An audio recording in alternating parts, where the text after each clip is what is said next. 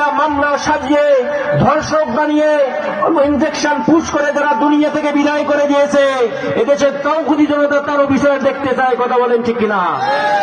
আল্লামা সাইদি রাজাকার নন, আল্লামা সাইদি ধর্ষক নন।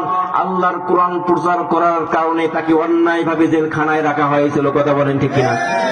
কারাগারে কাটালে 13টি বছর, বাতিল কেঁপেছে তোমায় দেখে থর থর। ঠিক না?